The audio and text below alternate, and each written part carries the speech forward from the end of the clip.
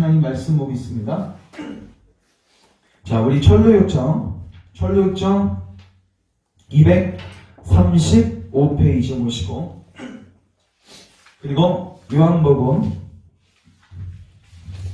16장, 늘 그런 말씀인데 요한복음 16장, 여러분들 그 말씀이 깊어지면 여러분들 기도가 이 말씀의 근거에서 기도하시는 게 굉장히 유익합니다. 자, 7절부터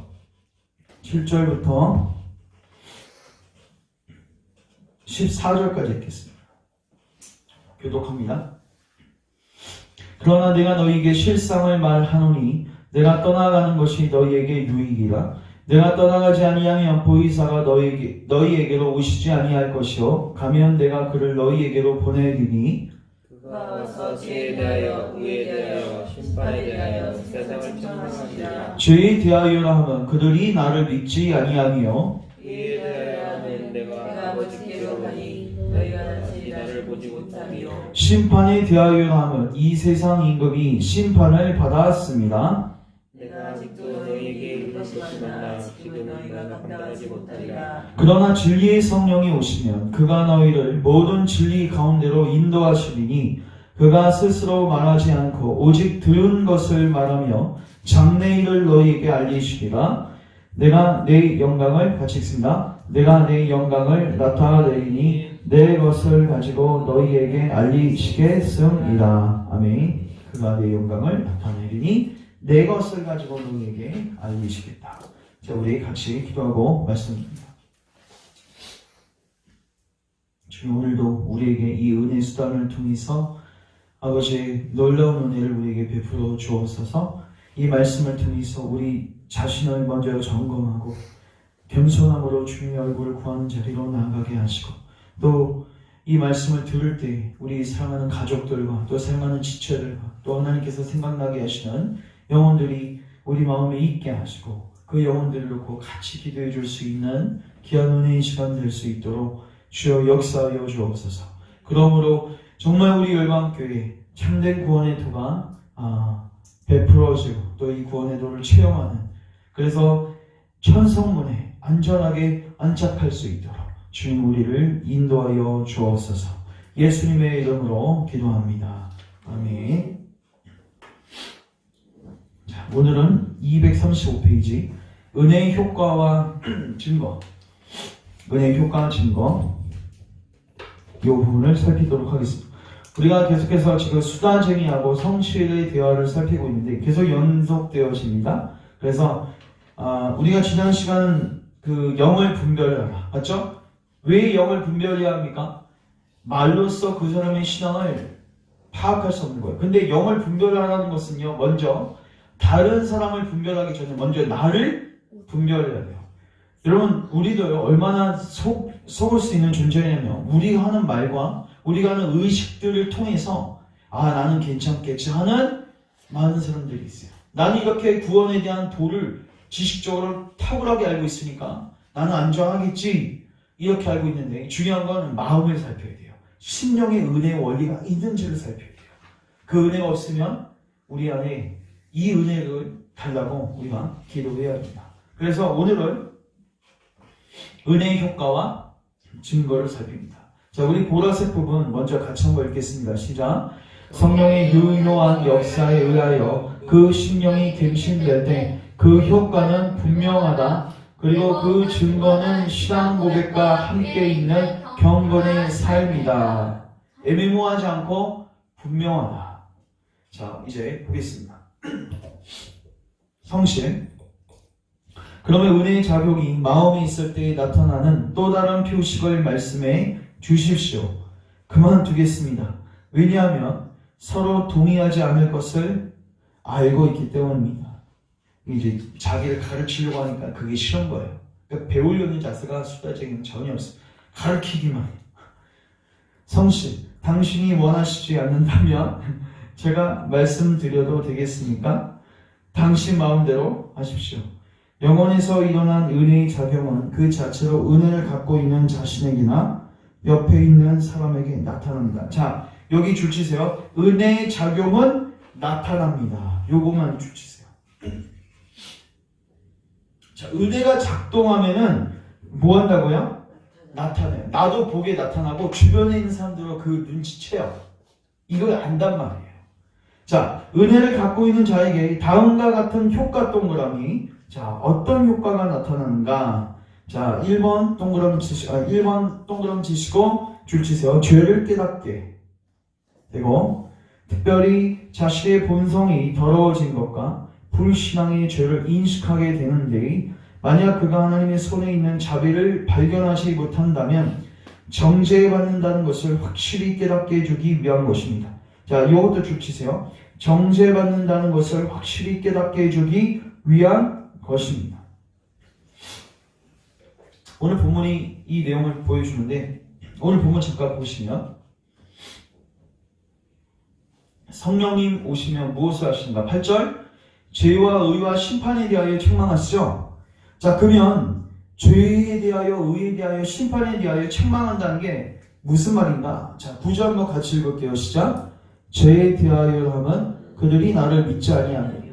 그러니까 하나님께서 성령님을 보내주시면 성령님은 특별히 우리의 죄를 드러내시는데, 물론 우리 어떤 죄를 드러내시냐면 수많은 윤리적인 죄들도 다 드러내실 것입니다. 그러나 죄 중에서 죄가 뭐냐면 하나님을 믿지 않는 불신의 죄예요. 맞죠? 여러분, 아담과 하와가 왜 선악과를 먹었다고 했죠? 기억나시죠? 나무 맨 밑둥이에 뭐가 있어요? 불신앙이 있었어요. 맞죠? 기억나세요? 시장 고백서 할 때. 결국 하나님께서 우리에게 오셔서 우리의 죄를 드러내실 때 그 죄의 본질이 뭐냐? 하나님의 말씀과 하나님의 약속과 하나님의 자비와 하나님의 은혜를 망각하는 거예요. 그거를 믿지 않았다는 사실을 성령님께서 깨닫게 하시는 것입니다. 그러니까 탕자도 마찬가지예요. 뭐를 깨닫았을까? 야, 아버지가 나를 사랑하시고 나를 위해서 어른이 알아서 주시려고, 내가 거기에 머물러만 있었다면 놀라운 유업과 기업을 얻을 수 있었는데 이 아버지를 신뢰하지 못했던 거죠. 맞죠? 그래서 아버지가 죽기를 바랬던 탕자. 이 죄들을 하나님께서 이제는 드러내신다는 것입니다. 자, 그래서 다시 책 들어오셔서 자, 1번 다음에, 그래서 이런 깨달음과 인식은 그의 심령에서 역사함으로, 자, 이거 줄치세요. 두 번째, 죄에 대하여 슬퍼하고 부끄럽게 합니다. 여러분, 그 기억나세요? 저번 시간에 우리가 살폈는데 수가지로 죄에 대한 인식이 있었죠. 근데 그거는 단순히 뭐예요? 죄를 미워하고 죄를 혐오하는 게 아니라 죄는 잘못됐다라고 그냥 지식적으로 어느 정도 아는 거예요. 대표적인 샘플이 누구였습니까? 엘리. 기억나시죠? 정말로 그 죄가 위험하고 그 죄가 혐오스럽고 죄를 미워했다면 그냥 자신도 그 죄에 방임하는 것이 아니라 떠났을 뿐만 아니라 살아가는 가족들이 그 죄로 인하여 뒹굴게 되었을 때, 특별히 자녀들이 그 죄로 인하여 뒹굴고 있을 때 가만히 있을 수가 없는 거죠. 맞죠? 그러니까 여러분, 이 원리를 우리 마음에 심어달라고 기도하셔야 돼요. 여러분, 마음에 하나님의 법이 새겨진다는 게 무슨 말인지 아십니까? 이 부분도 같이 있는 거예요.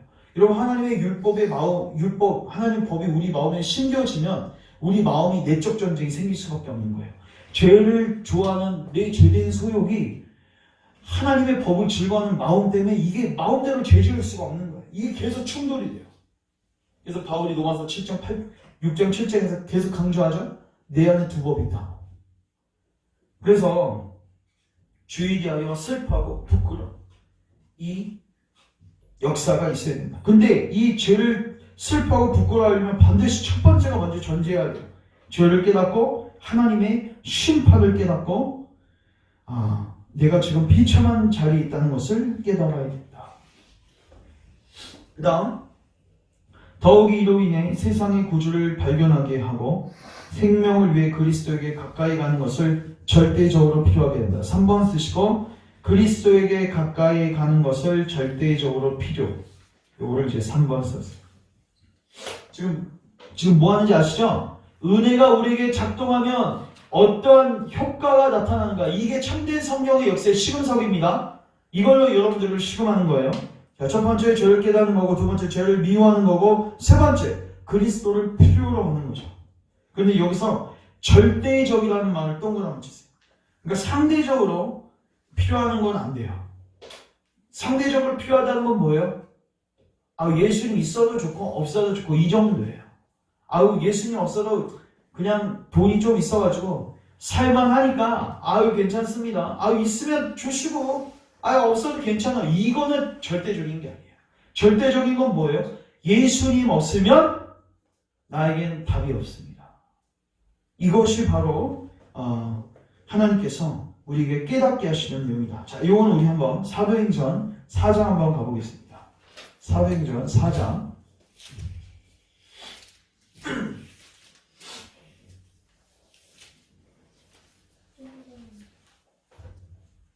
자, 10절. 자, 사도 베드로와 요한이 공회 앞에서 설교하는데 예수님을 증거하는데 어떻게 증거하는지 보십시오. 너희와 모든 이스라엘 백성들은 알라.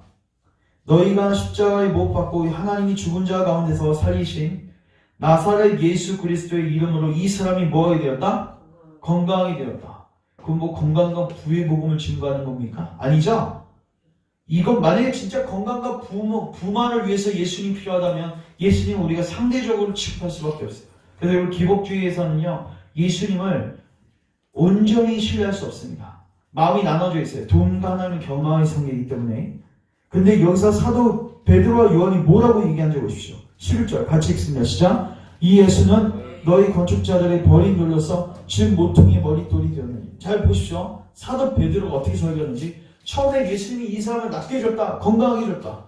근데 너희들 단순히 예수님을 건강 회복시켜주는 존재로 알면 안 돼. 이 예수님 누구시냐면 머릿돌이야. 뭐예요? 기초돌. 여러분 기초돌이 빠져버리면 어떻게 돼요? 건물이 어떻게 돼요? 무너져요. 절대적인 불이가 하는 거예요. 이분 없으면 끝난다는 거예요. 그거 어떻게 표현합니까? 12절 같이 한번 읽겠습니다. 시작. 다른 이것은 구원을 받을 수 없나니 천하 사람 중에 구원을 받을 만한 다른 이름을 우리에게 주신 일이 없다. 예수님 말고 없다. 이게 절대적인 거예요. 그래서 성령님께서 이거를 깨닫게 하십니다. 자, 그 다음 3번 다음 보세요. 이때 그리스도를 갈망하고 목말라하고 약속이 이루어질 것을 갈망합니다. 여기 줄치세요. 4번 약속이 이루어질 것을 갈망. 자, 이제 그리스도를 필요로 해요. 근데 중요한 거는 모든 사람에게 이 은혜가 주어진 게 아니죠? 참된 믿음으로 예수님을 붙드는 사람. 좀 더 근원적으로 가면 하나님께서 부르시는 자죠. 여러분 이 주도권이 누구에게 있습니까? 우리에게 있습니까? 우리가 그리스도를 선택한다고 우리가 만날 수 있는 분이 아니세요. 하나님께서 허락해 주셔야 되고 하나님께서 우리에게 계시해 주셔야 되죠. 그래서 이 약속이 나에게도 이루어지기를 갈망하는 거죠. 그래서 뭐합니까? 찾고 구하는 거예요. 자, 그 다음 마지막 줄. 구주에 대한 믿음이 강하냐 약하냐에 따라서 기쁨과 평화, 거룩에 대한 사랑, 그를 알고자 하는 열망, 또한 이 세상에서 주님을 섬기고자 하는 열망이 좌우됩니다. 그러나 비록 제가 은혜 자체가 자신에게 증거가 된다고 말씀드렸어도 이것이 은혜의 사역이라고 결론 내리는 사람은 극히 드뭅니다. 왜냐하면 그의 본성이 타락했고 이성을 남용해 이런 문제를 잘못 판단하기 때문입니다. 따라서 은혜를 받은 자는 이것이 은혜의 사역이라고 확고한 결론을 내리기에 앞서서 그에게 매우 건전한 판단이 요구됩니다. 이 말이 뭐냐면요. 지금까지 있는 것도 굉장히 중요한데 중요한 것도 이 세 가지를 뭐 할 수 있어요? 그러니까 이 세 가지 있어서 자기 기만에 빠질 수도 있단 말이에요. 맞죠? 그래서 맨 밑에 줄 따라서 거기 다시 줄 치세요. 따라서 은혜를 받는 자는 이것이 은혜의 사역이라고 확고한 결론 동그라미. 그러니까 이 정도 갖고 확신 가져서는 안 된다는 거예요. 확고한 결론을 내리기에 앞서서 그에게 매우 건전한 판단이 뭐 되어진다? 요구되어진다. 자, 왜 이렇게 꼼꼼하게 따져야 됩니까? 바로 위에 보면 왜냐하면 우리의 본성이 어떻게 됐어요? 타락했고 이성이 제대로 작동을 못해요. 그래서 자기 기만에 빠져요. 거기서 써놓으세요. 본성이 타락했고 이성을 남용해 이런 문제들을 잘못 판단했기 때문입니다. 거기서 화살표 내보내시고 자기 기만 써놓으시면 좋을 것 같아요. 그래서 더 안전장치를 해놓으라는 거예요. 확인할 거면 제대로 확인하라는 거예요.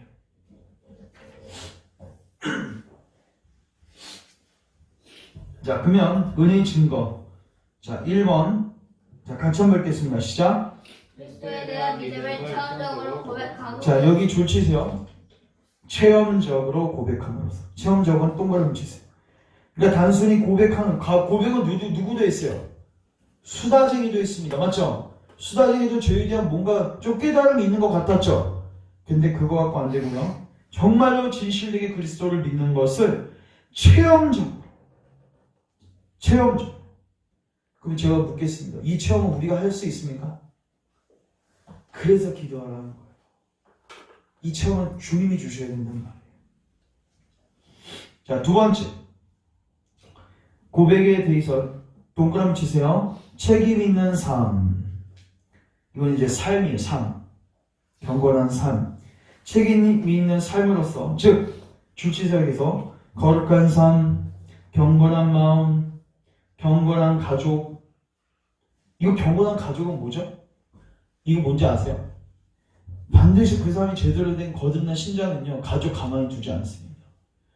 나만 믿고 가족 완전히 개판 5분 전 되는 대로 나만 열심히 교회 다니고 집에서는 막 핍박받는다고 막 울고 불고 또 원수 취급하면서 그 영혼들을 놓고 기도하지도 않고 그 영혼에게 복음을 증거하지도 않고 이게 불가능한 구조란 말이에요.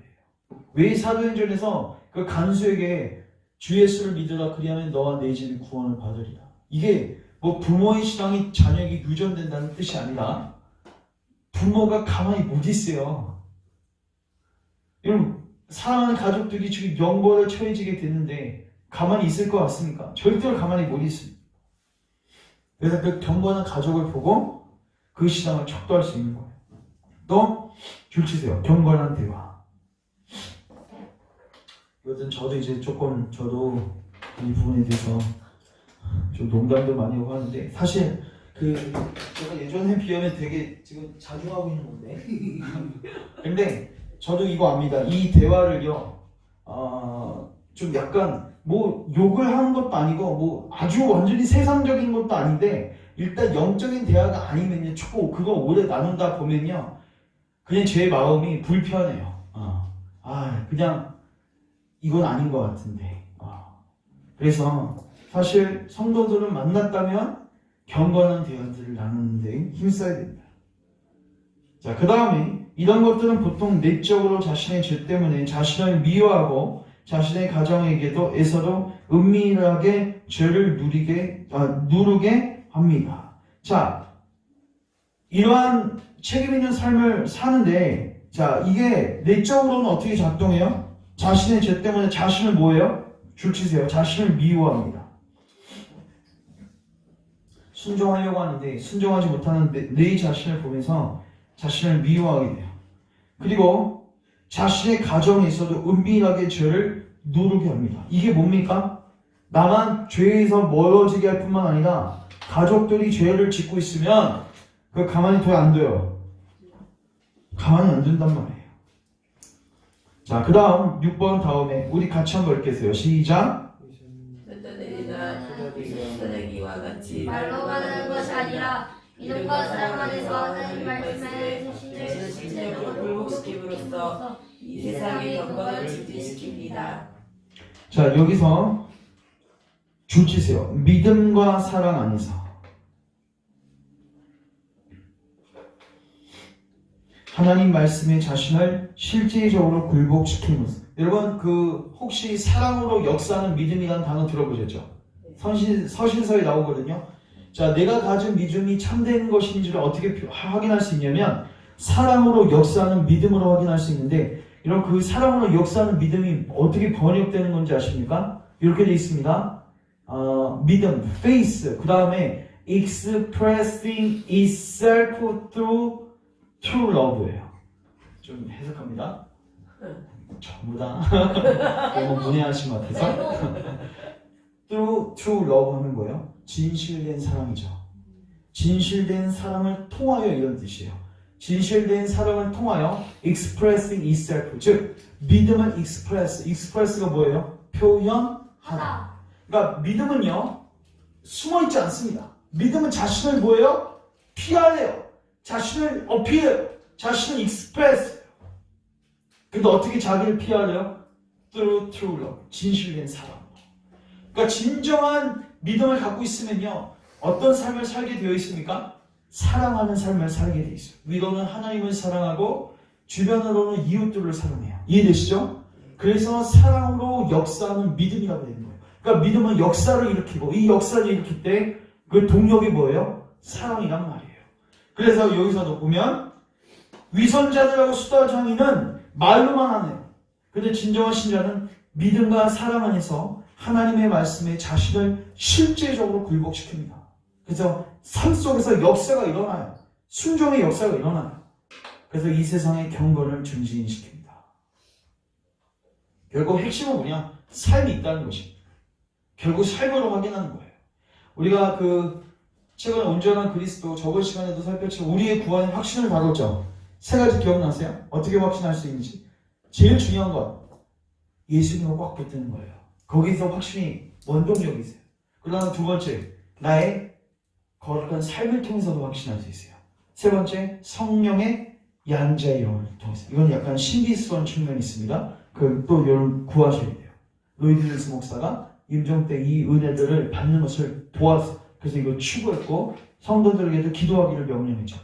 그래서 이제 지금 이거는 이 두 번째를 강조하고 있는 거죠. 자, 봅시다.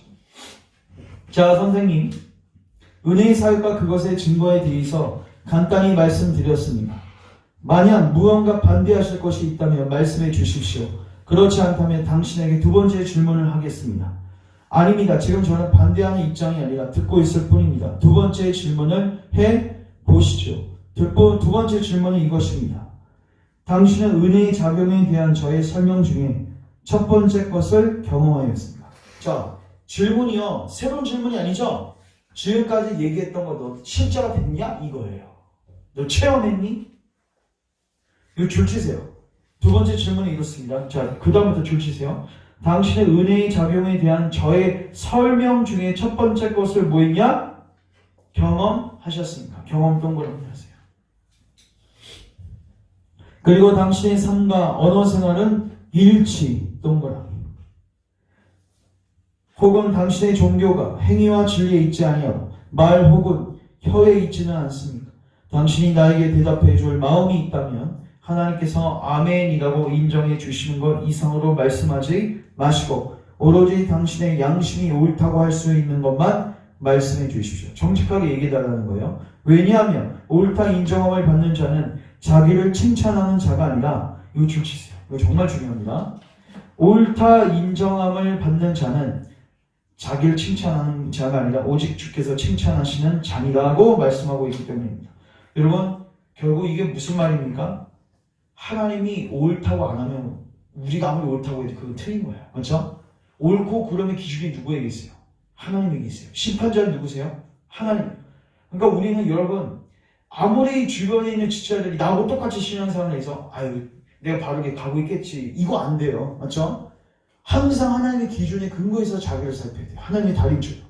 왜요? 하나님이 옳다고 해야지 옳은 거니까. 자, 그 밖에도 당신의 생활과 모든 이웃이 당신이 거짓말하고 있다고 말하는데 당신이 이렇다 저렇다고 말하는 것은 큰 죄악입니다. 이거는 거짓말이라는 거예요.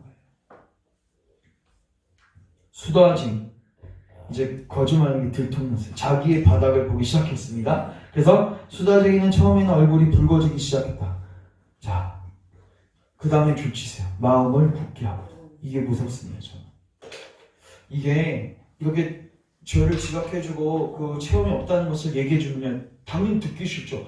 여러분 만약 이 수다쟁이가 교회에서 한 20년 그 신앙생활 묵은지 같은 사람이 하면 이 생짜대기가 와서 막 넌 이후 체험도 없냐 하면 기분 무진장 나죠. 자기의 신앙을 무시하는 거잖아요. 근데 여기서 우리가 그래도 정직하게 그 사람의 말을 듣고 회개하는 자리로 나아가면은 소망이 있는데 만약에 여기에서 우리가 이것 봐라 이거 나를 가르쳐 네가 하고 이제 길을 닫기 시작하면 어떻게 되냐? 마음이 굳어지기 시작합니다.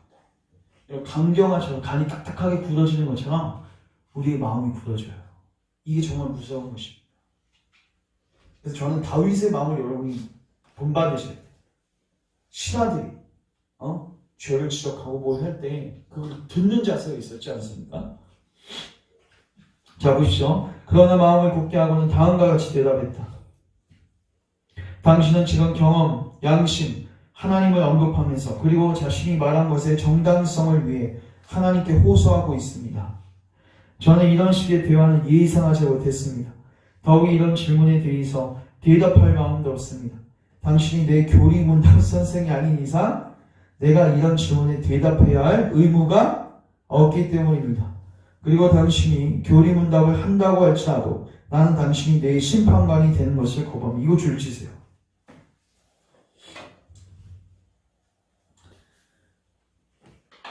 이거 여러분 우리도 수다쟁이처럼 많이 해요. 맞죠? 누군가 우리 죄를 지적하면 야 내가 하나님께 회개하는데 내가 네한테 혼나야 돼? 네가 왜 내 심판관이야? 그렇게 얘기할 수 있죠? 좋아요. 목사는 그래도 가르치는 사람이니까 그래요. 성도가 성도한테 책망하면 여러분 어떻게 생각하시겠어요? 야 네가 감히 뭔데 날 가르쳐? 너도 성도야. 여러분 성경에 뭐라고 되어 있습니까? 피차간에 서로 뭐하라? 권면하라. 심지어 성도가 목사를 권면할 수도 있습니다. 맞죠? 하물며 성도가 성도 권면할 수 있어요? 없어요? 있어요. 그러니까 저는 이게 결국은요, 이게 핑계입니다. 이게. 그러면 이 사람은 그러면은 니는 내 심판관이 되지만 나의 심판관 누구셔? 하나님이셔. 그래서 내가 하나님께 나가 회개할게. 이겁니까? 이것도 아니에요. 이거 잘 들으십시오. 결국 여러분들이 하나님께서 세우신 사역자나 그 메신저를 이런 식으로 그 사람의 소리를 받게 되면요, 결국 여러분들은요 하나님의 소리를 받게 되는 거예요. 결국 이거는 무슨 얘기냐면 저 하나님 책망하는 소리 듣고 싶지 않습니다. 이 얘기예요. 이건 변명에 불과한 것입니다.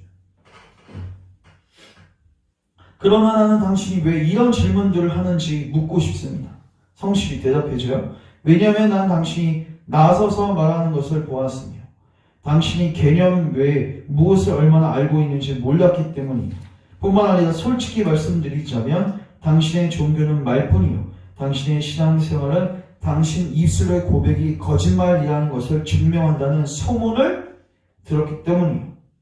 사람들은 당신을 그리스도인들 사이에 있는 오점이라고 말하며 당신의 경건하지 못한 생활 때문에 종교가 더욱 나쁜 평판을 받아.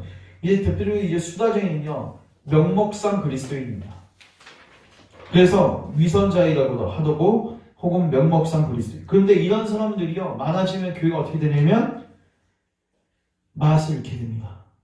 그래서 종교가 더욱 나쁜 평판. 그러니까 지금 뉴스 매스컴에서 교회가 욕먹는 것은 사실 교회 안에 이런 수다쟁이와 같은 사람들이 많아지기 때문이다. 그 다음 페이지. 이미 어떤 이들은 당신의 악한 행동들 때문에 걸려 넘어졌고 많은 이가 멸망의 위험에 처했다고 말합니다. 왜 이 사람 때문에 다른 사람들이 넘어지죠?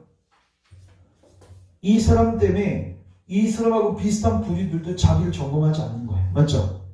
삶이 없어도 맞죠? 그냥 외적으로 그냥 교회 나오고 신앙 고백 좀 하면은 사도신경 외우면은 구원받았다고 착각하는 거야. 자신뿐만 아니라 많은 이들을 멸망에 처하게 만드는 거죠. 당신의 종교, 술집, 탐욕, 부정함, 헛된 맹세, 거짓말, 헛된 친구들과 사귐은 모두 공존하고 있습니다. 그러니까 삶의 변화가 없는 거죠. 창녀 한 명이 모든 여성의 수치가 된다는 속담처럼 당신은 모든 신앙 고백자의 수치입니다. 이거 센 말이세요. 줄치세요. 당신은 모든 신앙 고백자의 수치입니다. 여러분 이거 딱 들으시면 이거 성실 너무 사랑 없는 거 아니야? 이렇게 할 수 있죠. 근데 사실 이게 수다쟁이를 위한 발언입니다. 그리고 이렇게 해야지 교회가 거룩함으로 보존될 수 있어요. 수다쟁이. 당신이 나에 대한 소문을 듣고 그렇게 성급하게 판단하니 나는 당신이 안달쟁이나 우울증 환자라고 결론 내릴 수밖에 없습니다. 나와 대화하기에 적합한 사람이 아니니 이제 헤어집시다. 잘 가시오. 자, 그 다음 이제 크리스찬. 결국 저는 이렇게 봅니다. 이 명목상 그리스도의 위선자들이 나중에 자신의 죄가 드러나면 떠납니다. 교회를. 떠납니다. 그 안 떠나는 사람은 뭡니까? 그 교회가 그걸 드러내지 못하고 있는 거예요. 이거 반드시 자기 죄가 드러나면 떠나요. 진정한 그리스도인들은 자기 죄를 보면 어떻게 돼요? 그리스도께 나와서 회개하겠죠. 맞죠? 근데 회개 경험이 없는 이 사람은요, 성령의 역사가 있기 전까지는 교회를 떠나게 되어 있습니다. 그렇죠? 성실하게 다가가서 제가 당신에게 대화가 어떻게 될지 말씀드렸지요? 당신의 말과 그의 정력은 일치할 수 없습니다. 그는 자신의 삶을 기억하기보다는 차라리 당신을 떠나서 이거 줄치세요. 고치기 싫다는 거죠. 왜 그 당시 그때까지 남아 있었어요? 고치라는 말을 안 했으니까. 이제 고치라고 하니까 본인들이 드러내는 거예요. 그러나 제가 말씀드린 것처럼 그가 떠나 버렸으니 가도록 내버려 두시오. 이거 굉장히 무서운 말 같죠? 가도록 내버려 두시오. 근데 이거는 사실 그 고린도전서 5장에서도 바울이 그 교회 안에 음행의 죄를 짓는 사람을 내쫓으라고 하거든요. 근데 그렇게 해야지 그 사람이 자기의 죄를 인식하고 회개하게 되거든요. 그러니까 이게 사랑 없는 게 아니라 진짜로 사랑하고 교회를 사랑하기 때문에 하는 태도입니다. 손해보는 것은 그 작품입니다. 그는 우리가 그에게서 받을 고통을 면하게 해주었습니다. 왜냐하면 그가 계속 동행하였더라면 우리에게 오점이 되었을 것이니 또한 사도도 줄치세요. 경건의 모양은 있으나 경건의 능력은 부인하니 이 같은 자들에게서 내가 뭐하라? 돌아서라. 이건 뭐예요? 버리라. 그 사람을 내쫓으라. 무슨 말이죠? 성실. 그러나 저는 우리가 그자와 잠깐 대화한 것을 기쁘게 생각합니다. 그자가 다시 생각하는 일이 일어났습니다. 줄치세요. 이게 바로 7의 원리예요. 혹시 그렇게 되다가 어떻게 되는 거예요? 다시 생각하는 거죠. 생각하는 거죠. 이제 교회를 떠나잖아요. 그러면요, 이게 더 생각날 거예요. 야, 목사님 이렇게 치료하셨는데, 혹은 누구가 치료했는데, 야, 저 사람 말이 맞으면 어떡하지? 나 진짜 나 하나님 자녀 아닌 거 아니야? 별별 생각이 다 오면서 근심하기 시작해요. 이게 고린도 후서 7장에 나오는 근심이에요. 근데 중요한 건 이 근심이 성령님께서 최종적으로 회개로 인도하시면 이제 다시 교회로 오겠죠. 근데 그게 후회로 끝이면 이제 더 이상 가망이 없는 거죠. 그러나 제가 그에게 명백하게 말해 주었습니다. 그가 망하더라도 그의 피에 대하여 저는 책임이 없습니다. 그렇죠. 그자에게 명백히 설명하신 것은 잘하신 일입니다. 요즘에는 사람들을 성실히 대하는 사람이 거의 없습니다. 이게 뭐예요? 사람들에게 성실히 대한다는 건 뭐예요? 명백히 설명해 준다는 거예요. 맞죠? 진리를 숨김없이 다 얘기해 주는 게 이게 사람을 성실히 대하는, 진실되게 대하는 방식입니다. 알람방구 끼고 막 좋은 소리 해주고 하는 게 아니라 그 사람이 있는 그대로 볼 수 있도록 도와주는 거죠. 그래서 종교가 많은 사람에게서 미움을 사고 있습니다. 말로만 종교를 갖고 있는 어리석은 수달쟁이들과 헛된 생활로 방탕한 자들이 경건한 자들의 교제 가운데 들어와서 세상을 당혹스럽게 하고 기독교를 욕되게 하며 신실한 성도들을 근심시키고 있습니다. 저는 모든 사람이 당신이 하신 것처럼 명백하고 신실하게 다루어 주기를 바랍니다. 그러면 사람들은 종교에 대해서 더 마음을 열든지 성도의 교제가 그들에게 부담되어 떠나든지 할 것입니다. 이 둘 중에 하나예요. 이렇게 교회가 진리를 분명히 얘기해주고 죄를 책망하고 하면요, 무한의 도입니다. 마음을 열고 이제 회개하고 나오든지 아니면 어떻게 돼요? 아예 부담이 되어서 떠나든지. 그러자 성실히 다음과 같이 찬송입니다. 같이 읽습니다. 시작. 수다쟁이 처음에는 얼마나 자신의 깃털을 세웠는가, 얼마나 용감하게 말했는가, 얼마나 건방지게 모든 자를 자신 앞에 굴복시켰는가.